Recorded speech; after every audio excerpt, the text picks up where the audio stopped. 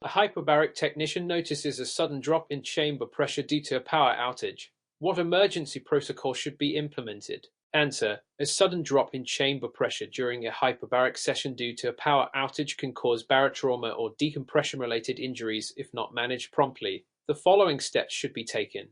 Manual pressure regulation. Engage the manual decompression controls, which are mandatory safety features in all hyperbaric chambers as per NFPA 99 and ASME PVHO pressure vessels for human occupancy standards. The rate of depressurization should not exceed 1 psi per minute to minimize the risk of barotrauma or decompression illness. Patient monitoring. Constantly monitor patients for symptoms such as ear pain, dizziness, or difficulty breathing, which may indicate barotrauma or other pressure-related injuries.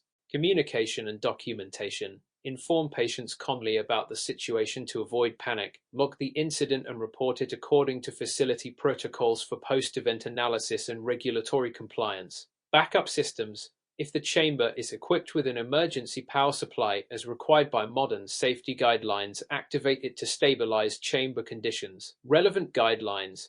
NFPA 99 specifies the hyperbaric chambers must have fail-safes for power interruptions, including manual overrides and backup power systems. These protocols ensure patient and staff safety during emergencies. Ms. Lopez, a technician, is preparing a patient for HBOT, but notices that the patient brought a smartphone into the chamber. What risks does this situation pose, and what should Ms.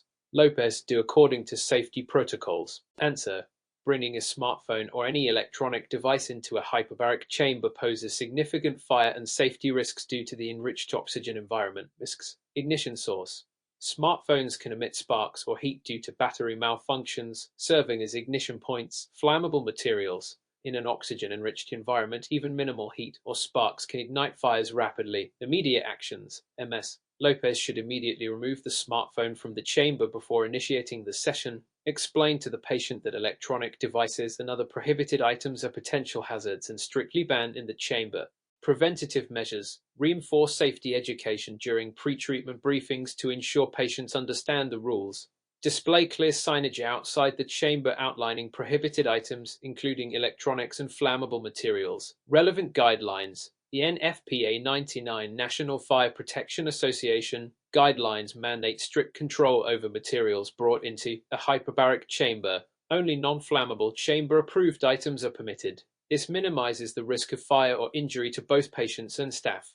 What differentiates type I and type I decompression sickness, and how does treatment vary? Answer: decompression sickness (DCS) occurs when dissolved gases, primarily nitrogen, form bubbles in tissues during rapid decompression. It is classified into two types. Type I DCS milder symptoms includes joint pain, often referred to as the benzer, skin rash, or localized swelling. These symptoms are generally non-neurological and less life-threatening. Treatment: US Navy treatment Table 5 is typically used, involving shorter recompression periods with oxygen therapy to alleviate symptoms. Type I DCS severe symptoms involves neurological or systemic effects such as paralysis, vertigo, confusion, or cardiopulmonary distress. These symptoms require urgent intervention due to the potential for life-threatening outcomes. Treatment: US Navy treatment Table 6 is the standard, involving prolonged recompression therapy at higher pressures to resolve bubbles and address tissue ischemia. Underlying mechanism: DCS symptoms arise from bubble-induced mechanical obstruction and inflammatory responses. Recompression therapy reduces bubble size, Boyle's law, and facilitates nitrogen elimination while improving oxygen delivery. Relevant guidelines: the UHMS, Undersea and Hyperbaric Medical Society, and DAN recommend immediate assessment and appropriate hyperbaric treatment for all suspected DCS cases to prevent long-term complications. Describe the use of transcutaneous oxygen monitoring in assessing HBOT effectiveness. Answer: transcutaneous oxygen monitoring (TCOM) is a non-invasive method used to measure oxygen levels in the tissues during hyperbaric oxygen therapy (HBOT). This tool assesses tissue oxygenation, which is a critical parameter for determining the effectiveness of HBOT, particularly in wound healing and ischemic conditions. Mechanism: TCOM involves placing electrodes on the skin, which detect the partial pressure of oxygen diffusing through tissues. The readings provide real-time data on tissue perfusion. Under HBOT, Oxygen delivery to hypoxic tissues increases significantly, which should be reflected in higher TCOM readings. Applications: wound healing. TCOM is commonly used to evaluate whether oxygen delivery is sufficient for healing chronic wounds, such as diabetic ulcers. Treatment adjustment. If TCOM values remain low during therapy, adjustments may be made to the pressure or duration of treatment. Limitations. TCOM readings may be influenced by factors such as skin thickness or peripheral vascular disease. Relevant guidelines. The UHMS under C and Hyperbaric Medical Society includes TCOM as part of its evidence-based recommendations for monitoring HBOT efficacy. It serves as an objective tool to evaluate therapeutic outcomes. What immediate steps should be taken in the event of an oxygen system malfunction during HBOT? Answer: an oxygen system malfunction in a hyperbaric chamber can disrupt therapy and pose risks to patients. Immediate steps include: switch to backup systems, activate the backup oxygen supply as required by ASME, PVHO standards for safety, redundancy, and pressure vessels. Assess patient status. Continuously monitor patients for hypoxia or other symptoms caused by oxygen deprivation. Administer supplemental oxygen manually if necessary. Stabilize chamber pressure. Ensure the chamber maintains its current pressure to prevent decompression injuries. If stabilization is not possible, decompress patients slowly and safely. Communicate with patients. Inform patients of the issue calmly to prevent panic and provide reassurance of their safety. Document the incident. Record the event, including the malfunction's cause and the steps taken for internal review and regulatory compliance. Relevant guidelines. According to the NFPA 99 and UHMS standards, all hyperbaric facilities must have redundant oxygen delivery systems and well-trained staff to manage malfunctions promptly. Explain the role of HBOT in treating radiation tissue damage. Answer: radiation tissue damage, often a result of cancer treatments, involves chronic ischemia and necrosis due to radiation-induced vascular injury. Hyperbaric oxygen therapy, HBOT, is an effective treatment for mitigating these effects. Mechanism of action: angiogenesis. HBOT stimulates the formation of new blood vessels in hypoxic tissues, improving oxygen delivery and nutrient supply. Fibroblast proliferation. Enhanced oxygen levels promote fibroblast activity, aiding in tissue repair and collagen synthesis. Reduction of inflammation. HBOT decreases pro-inflammatory cytokine activity, reducing ongoing tissue damage. Indications. Common conditions treated include radiation cystitis, proctitis, and osteoradionecrosis. It is also used for soft tissue necrosis caused by radiation therapy. Protocols. Treatment involves daily HBOT sessions, typically at 2.0-2.5 ATA for 90-120 minutes over 30-40 sessions. Mr. Anderson, a recreational diver, presents at your hyperbaric facility complaining of severe joint pain and dizziness after rapid ascent from a dive. He has no history of medical conditions, but his dive computer indicates that he exceeded the no decompression limit by 10 minutes and did not perform. A safety stop. What is the most appropriate initial action to take, and how should the subsequent hyperbaric treatment protocol be managed?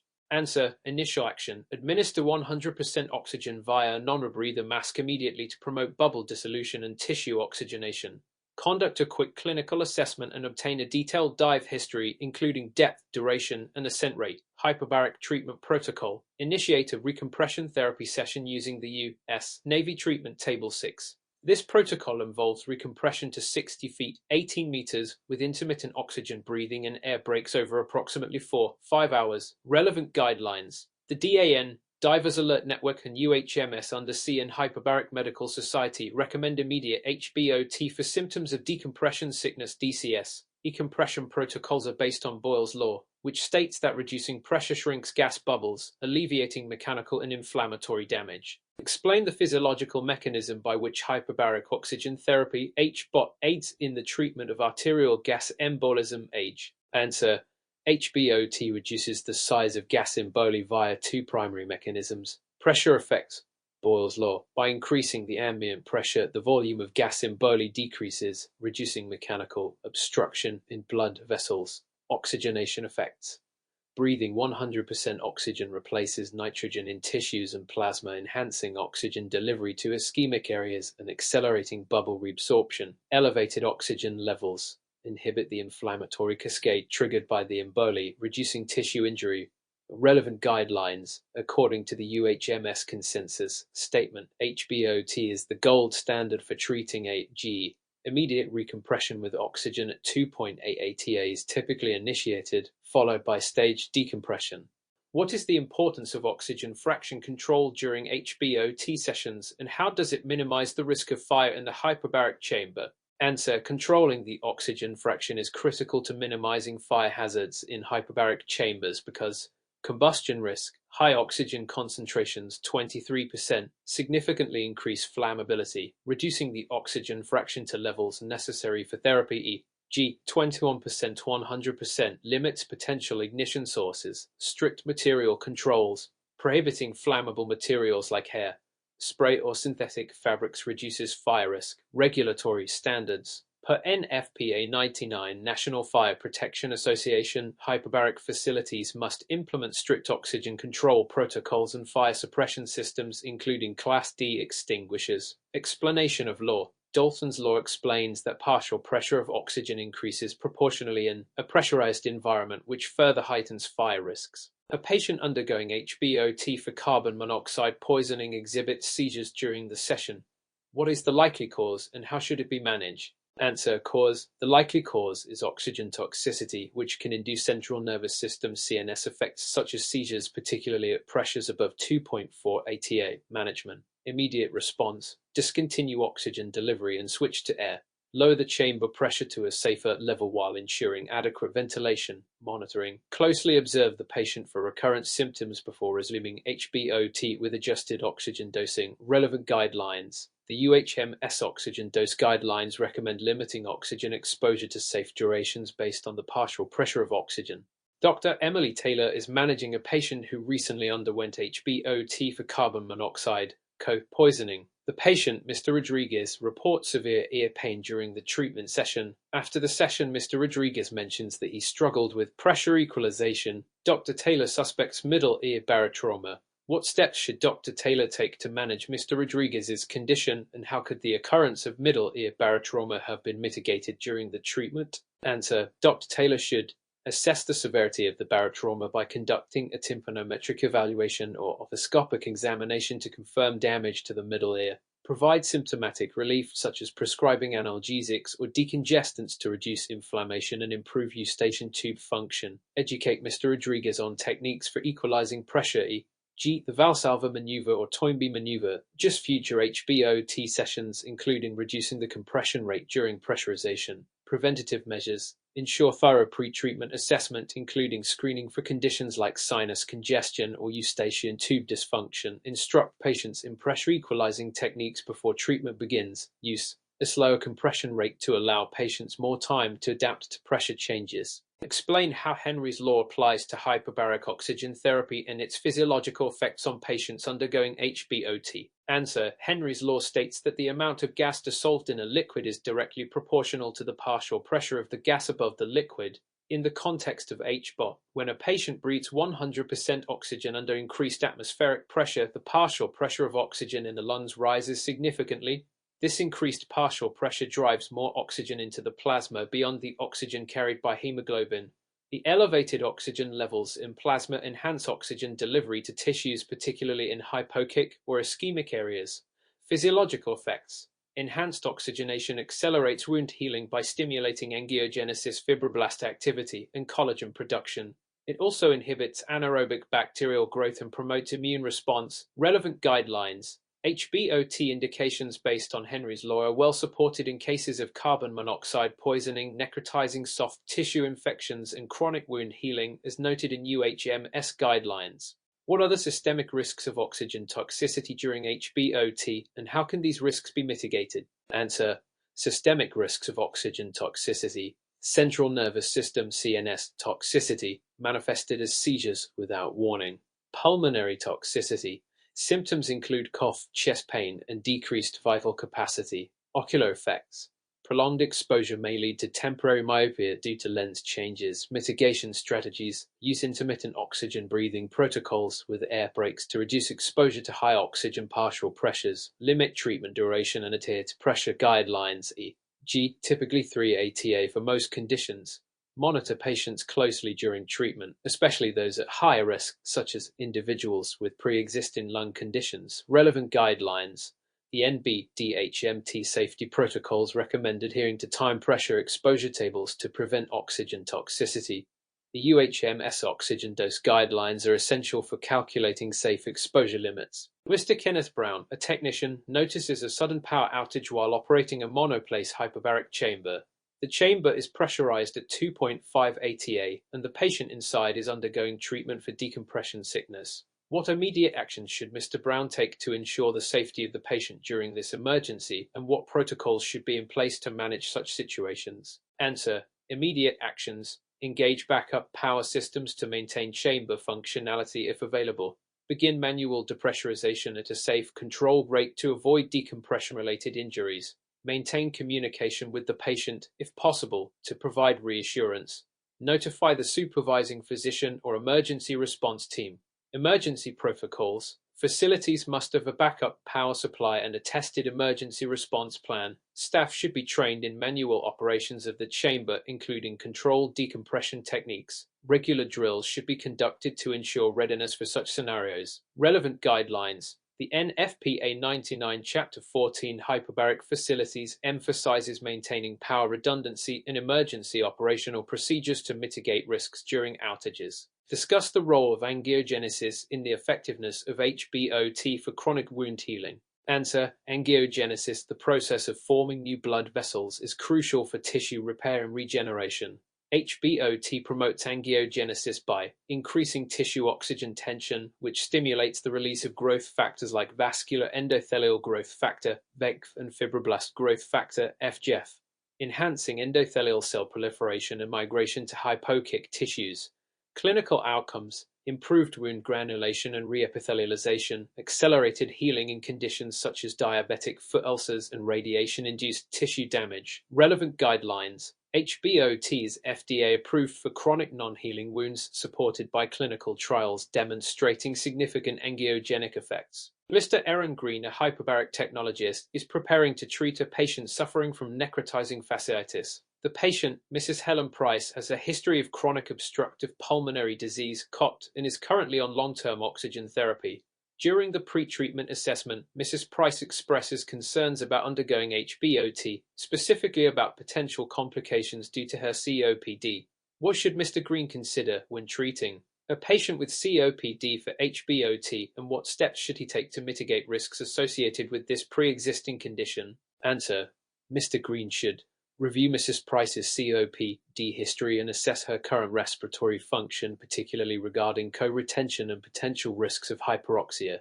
Monitor arterial blood gases about closely, as co-retention in COPD patients may worsen during HBOT, leading to respiratory acidosis. Ensure proper pressure settings to avoid excessive oxygenation, as hyperoxia can exacerbate COPD symptoms. Consider performing intermittent oxygenation to allow the body time to adjust and avoid excessive oxygen toxicity. Mitigation strategies.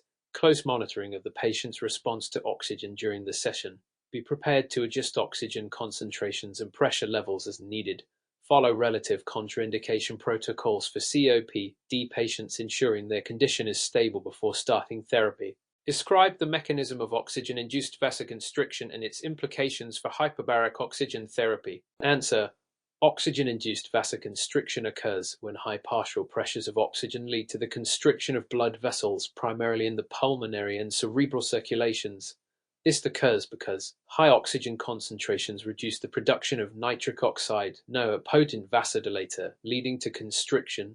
Oxygen-induced vasoconstriction can occur in the brain and lungs, potentially leading to reduced blood flow to these areas. High oxygen levels in tissues can also lead to the shunting of blood flow from hypoxic areas, which may temporarily limit oxygen delivery to certain tissues. Implications for HBOT. Cerebral vasoconstriction may counteract some benefits of HBOT, especially in conditions like stroke recovery, where oxygenation of damaged brain tissue is critical. Pulmonary vasoconstriction may reduce blood flow in patients with existing lung conditions, which should be carefully monitored during therapy. How does Boyle's law explain the physiological effects of pressure changes during hyperbaric oxygen therapy, and what precautions should be taken when pressurizing a patient in the chamber? Answer: Boyle's law states that the pressure of a gas is inversely proportional to its volume when temperature is constant. This means that as the pressure increases inside the hyperbaric chamber, the volume of gases in the body, such as air in the lungs and sinuses, will decrease. Physiological effects. Lung volume. As pressure increases, the volume of air in the lungs will decrease, which may affect patients with respiratory conditions or those undergoing treatment for pulmonary edema. Gas absorption. Increased pressure forces more oxygen into the bloodstream and tissues, improving oxygen delivery to hypoxic areas, but also posing a risk of oxygen toxicity at excessive pressures. Precautions. Pre-treatment assessment to determine if the patient has any risk factors for barotrauma, sinus or lung disease. Slow compression rates to give patients more time to equalize air spaces and avoid discomfort or injury. Mrs. Jennifer Collins is undergoing HBOT for radiation-induced tissue damage. She is currently in the late stages of treatment and reports feeling lightheaded and dizzy after the session. The chamber was pressurized at 2.4 ATA for 90 minutes. She denies any history of claustrophobia or panic attacks. What could be the cause of Mrs. Collins' dizziness, and how should the situation be addressed? Answer. The dizziness could be related to oxygen toxicity, barotrauma, or post-treatment hypotension. Specifically, oxygen toxicity. Prolonged exposure to high oxygen levels may result in CNS toxicity, leading to dizziness and confusion. Barotrauma. Pressure changes during treatment could cause inner ear issues or balance problems. Hypotension. Decompression may cause a drop in blood pressure, leading to dizziness post-treatment. Steps to address the situation. Immediate assessment of vital signs, especially blood pressure and oxygen saturation. Oxygen therapy should be reduced or stopped to alleviate symptoms of oxygen toxicity. If barotrauma is suspected, a post-treatment evaluation of the ears and sinuses should be conducted. Follow-up care to monitor symptoms, including a review of treatment protocols to reduce risk in future sessions. What role does collagen synthesis play in wound healing during hyperbaric oxygen therapy, and why is it particularly important in the treatment of chronic wounds? Answer. Collagen synthesis is a critical process in wound healing, as collagen is the main structural protein in connective tissues, providing strength and scaffolding for tissue repair. During HBOT, increased oxygen levels stimulate the production of procollagen, the precursor of collagen, by fibroblasts, which play a pivotal role in the healing process. The elevated oxygen enhances the function of enzymes involved in collagen formation and maturation, ensuring the wound heals effectively and without infection. Importance in chronic wounds. Chronic wounds, such as those caused by diabetes or radiation therapy, often exhibit impaired oxygenation, which slows collagen production. HBOT restores tissue oxygen levels, accelerating collagen formation and improving overall wound healing. Relevant guidelines. According to the UHMS guidelines, HBOT is indicated for chronic wounds when standard therapies have failed, as it significantly enhances collagen synthesis and angiogenesis. A patient with chronic obstructive pulmonary disease, COPD, is experiencing anxiety during their hyperbaric oxygen therapy. Which relaxation techniques would you employ to help reduce their anxiety, and how would these techniques support their treatment? Answer. For a patient with COPD, relaxation techniques that involve controlled breathing are particularly helpful because they can enhance oxygenation and lower anxiety. The following techniques should be employed. Diaphragmatic breathing, deep breathing. This technique encourages deep, slow breathing from the diaphragm, allowing the lungs to fully expand. The patient should breathe in for a count of 4, hold for 4, and exhale slowly for 6. This technique helps lower heart rate and blood pressure, reducing anxiety and improving oxygen intake. Paced breathing. This method involves controlling the breath rhythm, which can provide a sense of control and reduce the feeling of breathlessness, a common issue for COPD patients. The use of these techniques provides the dual benefit of psychological relief and improved respiratory function, which is crucial in the context of hyperbaric oxygen therapy for COPD patients. Mr. Lawrence is undergoing his first hyperbaric oxygen therapy session in a monoplace chamber. He expresses feeling anxious about the confined space and is concerned about potential panic during the treatment. He has a history of mild claustrophobia. How would you prepare and manage Mr. Lawrence to ensure a successful session? Answer. Managing a patient like Mr. Lawrence, who has mild claustrophobia, requires a combination of psychological support and gradual desensitization. The steps you would take include clear explanation. Explain the treatment process, including what to expect during the session, how the chamber works, and the benefits of HBOT. Providing this reassurance helps reduce uncertainty, which is a significant cause of anxiety. Gradual exposure. Begin by allowing Mr. Lawrence to sit in the chamber with the door open. Gradually, as he becomes more comfortable, close the door for brief periods to help him adjust. Relaxation techniques. Instruct Mr. Lawrence to practice deep breathing exercises, diaphragmatic or paced breathing during the session. This will help him stay calm and focused. Cognitive behavioral therapy (CBT). Encourage Mr. Lawrence to use positive self-talk and challenge his anxious thoughts. You can also recommend virtual reality (VR) exposure beforehand, if available, to simulate the chamber experience in a less stressful environment. Patient monitoring. Continuously monitor Mr. Lawrence during the session and ensure he has the option to signal discomfort. An emergency stop button should be available in case he feels overwhelmed. Barotrauma is a common complication during hyperbaric oxygen therapy, especially in patients with air-filled cavities such as the middle ear or sinuses. What is the mechanism behind barotrauma, and what preventative strategies should be implemented to minimize the risk during HBOT? Answer: barotrauma occurs when there is a significant difference in pressure between the outside environment and an air-filled cavity in the body, such as the middle ear or sinuses. The rapid change in pressure during HBOT can cause the air in these cavities to compress or expand, leading to tissue damage. The mechanism of injury is due to the inability of the air-filled cavity to equalize pressure with the surrounding environment, resulting in tissue stretching, rupture, or bleeding. To prevent barotrauma during HBOT, the following strategies should be implemented. Pre-treatment assessment. Ensure that patients do not have any conditions that impair their ability to equalize pressure, such as severe sinusitis or ear infections. Pressure equalization techniques. Encourage patients to perform the Valsalva maneuver, forced exhalation with the mouth closed and nostrils pinched, or swallowing to help equalize pressure in the middle ear. Gradual pressure changes. Some chambers allow for slow pressure increases, which can help the body gradually adjust to changes in pressure, reducing the risk of barotrauma. Hyperoxia, increased oxygen levels in tissues, can provide therapeutic benefits but also presents risks. What are the physiological benefits of hyperoxia in the context of hyperbaric oxygen therapy, and what are the potential risks associated with prolonged exposure to hyperoxia? Answer: hyperoxia, or the elevated concentration of oxygen in tissues, has the following therapeutic benefits. Enhanced tissue oxygenation. Increased oxygen availability helps in the healing of hypoxic tissues, especially in conditions such as chronic wounds, burns, or ischemia. Reduced inflammation and infection. Higher oxygen levels can support the immune system by promoting the activity of white blood cells and reducing inflammation. Improved collagen synthesis and angiogenesis. Hyperoxia encourages the formation of new blood vessels and collagen, which accelerates the healing of damaged tissues. However, prolonged exposure to high levels of oxygen can cause oxygen toxicity, which presents the following risks. Pulmonary toxicity. Long-term exposure to elevated oxygen can damage lung tissues, leading to symptoms like chest pain, cough, and difficulty breathing. CNS toxicity. Central nervous system toxicity can result in seizures or other neurological issues if oxygen levels are too high for extended periods. Oxygen toxicity can result from prolonged exposure to high partial pressures of oxygen. What are the signs and symptoms of oxygen toxicity, and how do you monitor and manage a patient at risk during hyperbaric oxygen therapy? Answer: oxygen toxicity can manifest in two main forms: pulmonary toxicity and central nervous system (CNS) toxicity. Pulmonary toxicity. Symptoms include chest pain, coughing, difficulty breathing, and a sore throat. This usually occurs after prolonged exposure greater than 24 hours to high oxygen concentrations greater than 2.0 otter. CNS toxicity. Symptoms include dizziness, visual disturbances, seizures, and nausea.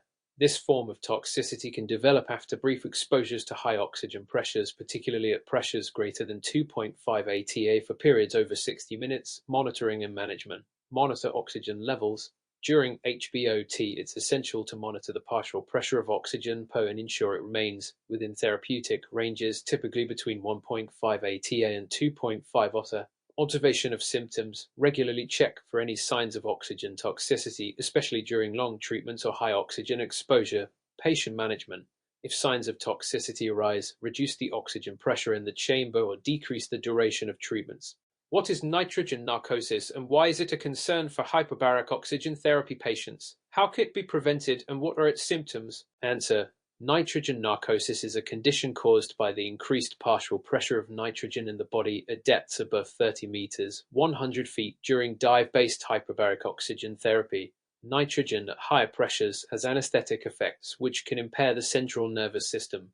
Though nitrogen narcosis is more commonly associated with diving, It can occur during deep hyperbaric oxygen treatments when patients are exposed to significant pressures. Symptoms of nitrogen narcosis include euphoria, impaired judgment, dizziness, disorientation, decreased motor coordination, altered behavior. Prevention and management.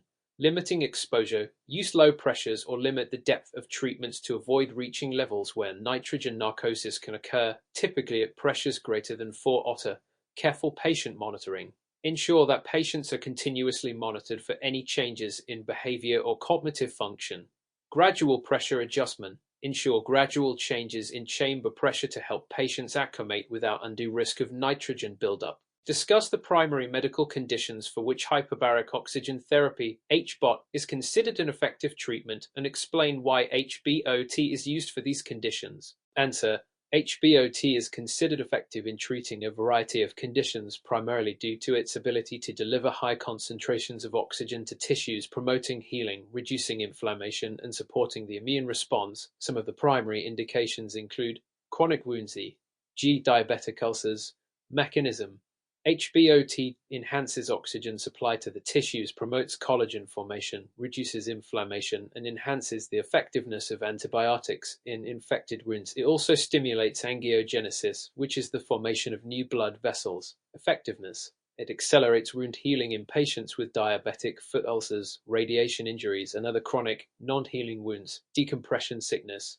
Mechanism: this occurs when divers ascend too quickly, leading to nitrogen bubbles forming in the bloodstream. HBOT helps dissolve the bubbles by increasing the partial pressure of oxygen, allowing the nitrogen to safely exit the bloodstream.